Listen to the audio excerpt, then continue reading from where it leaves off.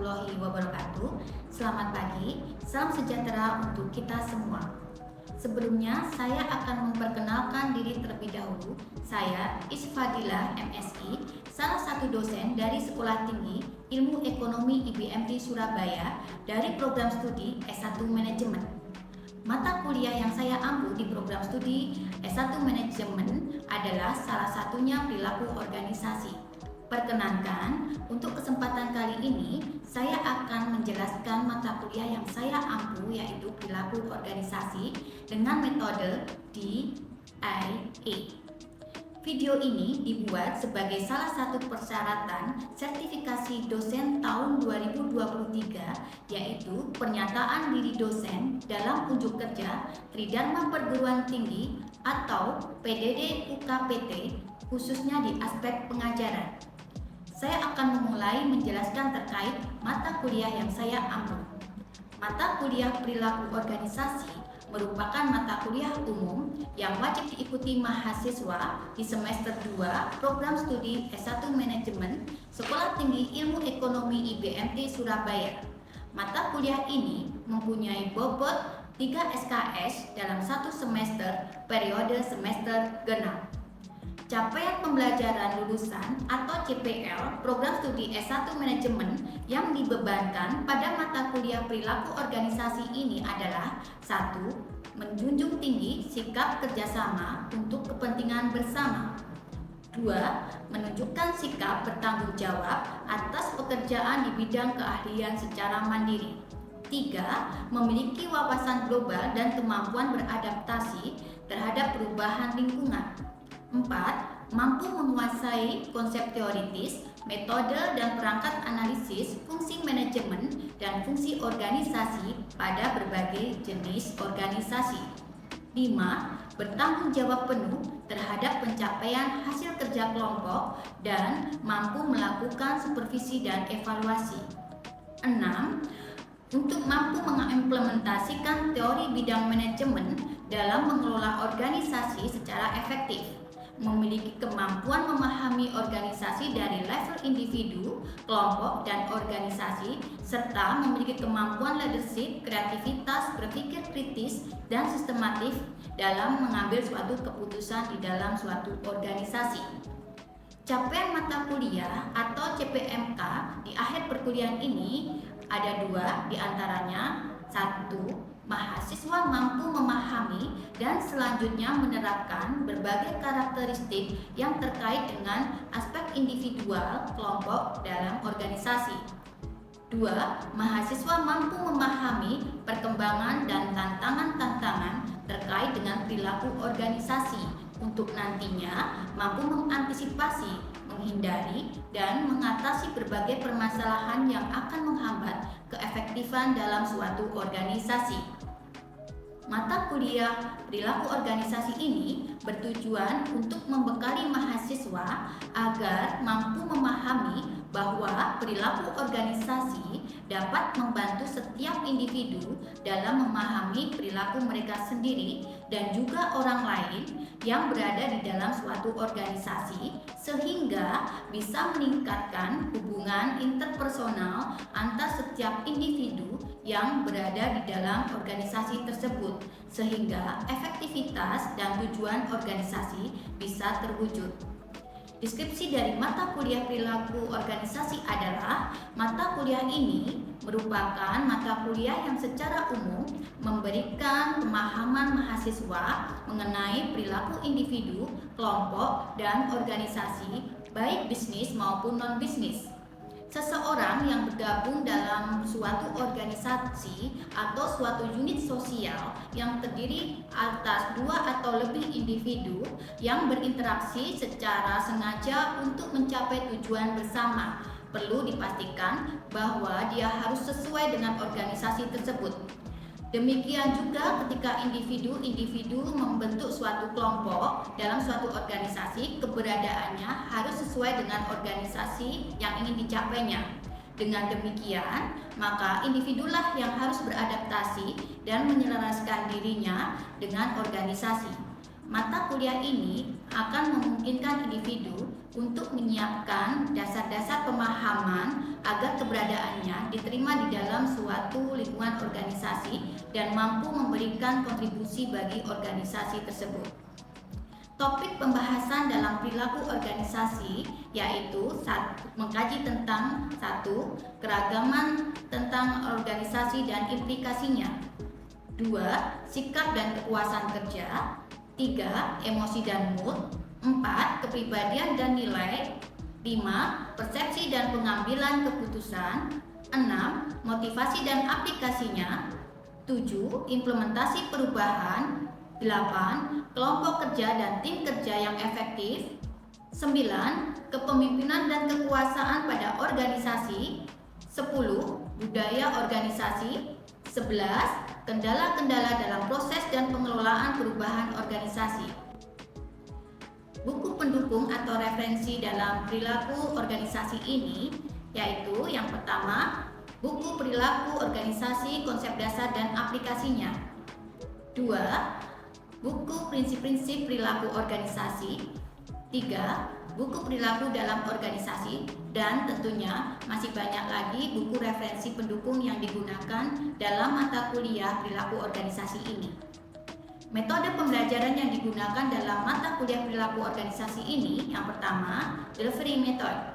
Di sini, metode delivery ini merupakan cara saya untuk menyampaikan pembelajaran pada mahasiswa dan atau untuk menerima serta merespon masukan dari mahasiswa. Di sini, saya akan memberikan materi saya pada mahasiswa yang kemudian mahasiswa akan memberikan umpan balik atau feedback dari materi yang telah saya berikan. Kemudian, di awal perkuliahan ini, saya juga akan memberikan kontrak perkuliahan pada mahasiswa yang berisi aturan pada mahasiswa, serta bobot penilaian pada mahasiswa yang harus harus dipenuhi oleh mahasiswa, serta buku referensi yang digunakan oleh mahasiswa. 2. Interaction. Di sini merupakan interaksi saya dan mahasiswa dalam melakukan pembelajaran. Berikut teknisnya yaitu melalui blended learning, diantaranya bisa tatap muka secara langsung dan melalui sosial media seperti Google Classroom, Zoom Meeting, WhatsApp Group, dan portal berita. Guna dari sosial media ini adalah untuk mempermudah mahasiswa dan dosen dalam berinteraksi dalam proses pembelajaran. Yang ketiga adalah asesmen. Di dalam asesmen ini merupakan pemberian tugas pada mahasiswa guna mengukur kemampuan mahasiswa. Kemudian asesmen ini tentunya saya lakukan secara objektif kepada mahasiswa tersebut. Tugas yang saya berikan kepada mahasiswa berupa case study atau studi kasus terkait dari isu terupdate yang sedang terjadi pada saat ini. Di sini, mahasiswa dapat menginvestigasi dan inquiry secara mendalam terkait permasalahan yang terjadi melalui diskusi small group yang telah dibentuk oleh mahasiswa, dan juga di sini ditujukan agar dapat melihat sejauh mana pemahaman yang dimiliki mahasiswa terkait materi yang telah saya sampaikan, dan hasil akhirnya berupa solusi dari permasalahan yang telah dibuat kemudian dipresentasikan. Pembelajaran mata kuliah perilaku organisasi ini dilakukan kurang lebih selama 16 pekan, di mana 7 pekan pertama adalah sebelum ujian tengah semester atau UTS, lalu 1 pekan pelaksanaan ujian tengah semester atau UTS. Kemudian 7 pekan berikutnya sebelum ujian akhir semester atau UAS, dan 1 pekan pelaksanaan ujian akhir semester atau UAS. Evaluasi pembelajaran mata kuliah perilaku organisasi ini didapatkan dari penugasan mandiri, penugasan kelompok, ujian tengah semester, dan juga ujian akhir semester dengan bobot penilaian sebagai berikut.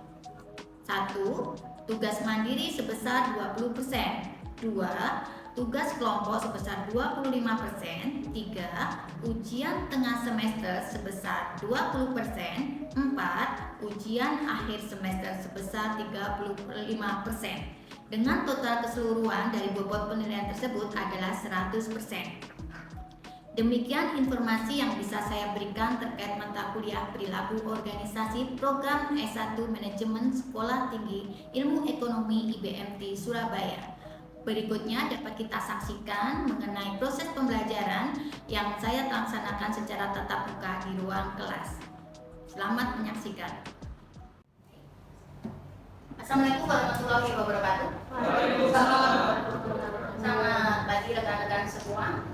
Sebelum saya mulai perkuliahan untuk pagi hari ini, saya mau menyapa kalian terlebih dahulu. Gimana kabar kalian hari ini? Sehat. Alhamdulillah ya, semuanya kalau saat ini sudah dalam keadaan baik dan sehat.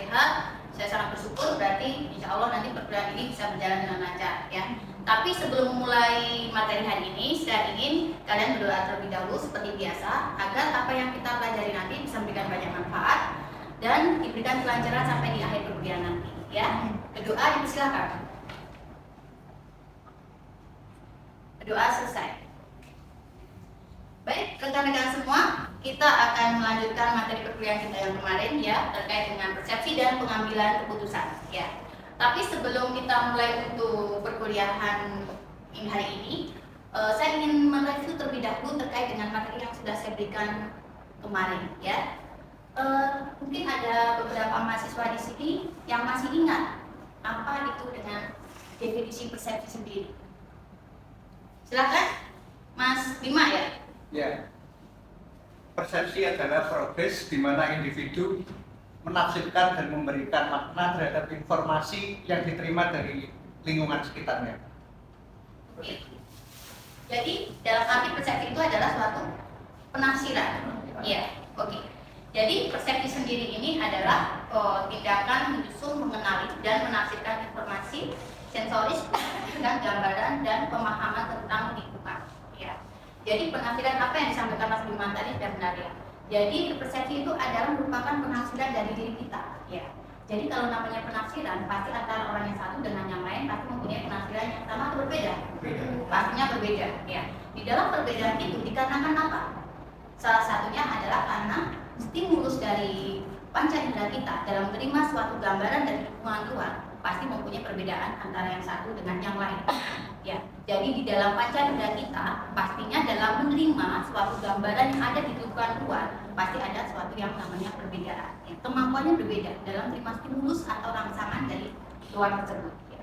Jadi di sini persepsi bisa kita tafsirkan, bisa kita simpulkan ini adalah progres di mana individu menafsirkan dan memberikan makna dengan informasi yang diterima dari lingkungan sekitarnya. Jadi di dalam proses persepsi ini sangat penting dalam perilaku organisasi. Karena persepsi ini dapat mempengaruhi cara individu berinteraksi dengan orang lain, terutama di dalam suatu tempat kerja atau di dalam suatu lingkungan kerja. Ya. Di dalam lingkungan kerja sendiri, kenapa persepsi ini berpengaruh terhadap cara mereka berinteraksi? Salah satu alasannya adalah di dalam seseorang pasti di dalam mempersepsikan sesuatu seperti yang saya sampaikan di awal tadi ada perbedaan antara yang satu dengan yang lainnya. Nah, itu pun di dalam suatu tempat bekerja pada waktu kita mempunyai persepsi yang negatif ya dari seseorang dengan tim kerjanya, otomatis yang terjadi adalah lingkungan juga di lingkungan tempat kerja adalah lingkungan yang tidak baik atau tidak sehat ya. Oleh karenanya di sini memang kalau bisa seseorang itu dalam mempersepsikan segala sesuatu mereka mempunyai penafsiran yang selalu mempunyai persepsi yang baik atau positif ya. Karena hal itu ternyata mempengaruhi cara kita berinteraksi. Oke, misalkan cara kita berinteraksi di sini ya. Kalau kita sudah mempunyai, kalau saya misalkan mempunyai persepsi yang negatif saya sudah punya persepsi negatif terlebih dahulu ya, mungkin terhadap Mbak Caca mungkin di situ ya, saya sudah mempunyai persepsi yang kurang bagus terhadap Mbak Caca itu. Sepertinya orang ini pikiran saya kayaknya terlalu persepsinya jelek-jelek lah ya Mbak Caca ya. Padahal saya satu lingkungan kerja dengan Mbak Caca di sini ya, otomatis nanti di dalam suatu tim kerja yang terjadi adalah lingkungan yang tidak sehat atau tidak baik ya. Itulah gunanya penafsiran, kenapa persepsi maksud saya di sini harus selalu didasari pada hal yang bersifat positif ya. Nah, sini seperti yang saya sampaikan tadi, berarti persepsi dapat mempengaruhi perilaku individu di tempat kerjanya. Jika seseorang memiliki persepsi yang negatif terhadap rekan kerjanya, maka perilaku mereka akan cenderung negatif dan mungkin akan mengganggu kinerja dan secara keseluruhan. Ya. Otomatis kalau kita punya penafsiran yang kurang baik atau persepsi yang kurang baik terhadap seseorang, terutama di dalam lingkungan kerja, apa yang ingin dicapai dalam suatu pekerjaan tersebut pasti tidak akan tercapai, karena di dalam satu lingkungan kerja atau di tempat kerja pastinya kita tidak bisa kan kerja sendiri. Pasti di situ ada yang namanya tim kerja. Ya, kalau antara satu dengan yang lain sudah mempunyai persepsi yang kurang baik atau negatif, maka apa yang diharapkan atau tujuan dari suatu perusahaan tersebut pasti tidak akan tercapai. Ya. Oleh karena itu, manajer dan pimpinan organisasi perlu memastikan bahwa lingkungan kerja didesain atau dibangun di antara karyawan. Hal ini dapat dicapai dengan cara memastikan bahwa komunikasi terbuka dan jujur berlangsung di antara karyawan tersebut, dan dengan memberikan umpan balik yang konstruktif dan mendukung. Jadi di sini perlu adanya suatu tugas atau tanggung jawab dari seorang pimpinan atau manajer di dalam suatu perusahaan agar menciptakan suatu lingkungan kerja yang selalu positif. Bagaimana mereka bisa mengondisikan agar lingkungan kerja mereka selalu bersifat positif, ya? Karena hal itu bisa mempengaruhi produktivitas di dalam suatu perusahaan tersebut, ya. Salah satunya dengan seperti apa yang bisa mendukung dari lingkungan kerja tersebut agar bisa mempunyai lingkungan yang sehat dan positif di dalam suatu lingkungan kerja. Dengan seperti apa? Komunikasi yang baik. Ya, benar sekali. Komunikasi yang baik. Pastinya dengan komunikasi yang baik, ya, hubungan yang baik antara sesama karyawan akan menjadi tempat yang kita menjadi tempat yang nyaman dan sehat, ya. Karena dengan melalui komunikasi terlebih dahulu, pastinya kalau kita persepsinya sudah tidak bagus, kita juga akan melakukan suatu komunikasi dengan orang yang kita persepsikan itu juga tidak akan bagus, ya. Akhirnya suatu tujuan dari perusahaan tidak akan bisa terwujud. Selain itu, di sini dikatakan tadi bahwa seorang pimpinan atau manajer di sini dapat dicapai dengan memastikan bahwa komunikasi terbuka dan jujur berlangsung di antara karyawan, dan dengan memberikan umpan balik yang konstruktif dan mendukung. Itu dengan cara apa? Umpan balik yang mendukung atau konstruktif seperti apa? Salah satunya adalah dengan memberikan suatu reward dan punishment. Ya. Reward dan punishment itu dalam hal seperti apa? Pastinya di dalam suatu perusahaan, kalau ada salah satu karyawan yang mempunyai prestasi yang tinggi, yang prestasi yang bagus, pasti juga harus diberikan suatu support yang itu berupa reward. Rewardnya bisa terserah, ya, bisa berupa duit, tidak apa-apa, ya, bisa berupa hadiah tertentu, ya. Yang pasti yang bisa mendorong mereka supaya bersaing dalam kondisi yang sehat, ya, yang kondisi yang sehat dan bersaing secara sehat, istilahnya seperti itu. Dan juga di sini kenapa diadakan punishment? Pastinya di dalam suatu perusahaan atau instansi seperti itu pasti harus ada peraturan yang jelas. Kalau mereka melanggar, pastinya juga harus berdasarkan pelanggaran mereka, punishmentnya seperti apa, ya, harus juga diberikan sesuai dengan aturan. Kalau tidak seperti itu, maka antar satu karyawan satu dengan yang lain pasti akan mempersepsikan, kenapa sih kalau itu cantik pasti punishmentnya nggak ada kalau dia terlambat terus menerus. Kenapa sih kalau dia yang biasa aja tapi kalau waktu terlambat langsung kena teguran. Nah, itu kan jadi tidak sehat kan, ya. Jadi kan persepsinya kan kemana-mana, ya kan, jadinya, ya, seperti itu. Jadi harus ada support yang mendukung di sini antaranya adalah reward, ya, untuk terutama pada karyawan-karyawan yang berprestasi, ya, di dalam pekerjaannya. Oke. Penyimpangan persepsi. Di dalam penyimpangan persepsi sendiri ada beberapa hal yang dapat digunakan untuk mengatasi penyimpangan persepsi. Menyadari kapan faktor perseptual dapat mempengaruhi persepsi seseorang. Di sini dikatakan bahwa kapan faktor perseptual dapat mempengaruhi persepsi seseorang. Yang dikatakan faktor perseptual itu seperti apa? Bisa mempengaruhi seseorang. Jadi, ya, perseptual bisa mempengaruhi seseorang. Gimana? Seseorang itu dengan efektor atau ada masalah. Iya, kemudian sampai negatif. Iya, nah, jadi sebelumnya kita harus juga melihat seseorang dalam mempersepsikan sesuatu. Kalau dia dalam keadaan situasi dan kondisi yang tidak baik, pasti persepsinya juga akan buruk atau tidak baik, ya. Atau mungkin saya bertentangan, mempunyai persepsi yang bertentangan dengan seseorang seperti itu, yang sebelumnya saya sudah tidak suka, situasi dan kondisi saya sudah tidak suka sama dia, ya. Kemudian pasti apakah saya akan selalu mempersepsikan dia baik? Sepertinya tidak mungkin, ya. Kemungkinan kecil sekali, ya. Pasti saya juga akan mempersepsikan dia adalah seorang yang selalu tidak baik di mata saya, seperti itu. Persepsi saya seperti itu. Nah, itu kita lihat terlebih dahulu, ya, karena itu bisa menjadi salah satu faktor dari penyimpangan suatu persepsi, ya. Kemudian yang berikutnya adalah meluruskan persepsi seorang melalui meminta umpan balik ketika mereka mempersepsi suatu situasi yang menyimpang, ya. Alangkah baiknya jika ada seseorang yang mempunyai persepsi yang buruk terhadap orang lain, kalau kita mengetahuinya, kita berikan mereka masukan ya, positif. Iya, masukan positif, benar sekali, masukan positif agar mereka juga paham bahwa di dalam pemikiran mereka tidak muncul berbagai persepsi atau pemikiran yang negatif terhadap orang lain tersebut. Alangkah baiknya kalau kita selalu mengiringi mereka dengan memberikan masukan-masukan yang positif, memberikan antara yang satu dengan yang lain mempunyai persepsi yang berbeda. Karena seseorang terkadang kalau sudah tidak suka, ya selalu persepsinya akan selalu menjadi buruk, dan itu bisa mempengaruhi suatu lingkungan di kerjaannya, ya seperti itu. Kemudian yang berikutnya adalah menghindari penyimpangan yang umum terjadi seperti stereotip, halo effect, dan lain-lain. Stereotip, apa yang dikatakan stereotip itu? Yang dimaksud stereotip itu apa? Kayak biasa. Sudah biasa. Bukan. Jadi stereotip itu adalah suatu penilaian terhadap orang lain, ya, berdasarkan ciri spesifik tertentu yang mereka tergabung dalam satu kelompok tertentu. Saya kasih contoh ya, bukan maksud menyinggung ya. Sebelumnya saya mohon maaf.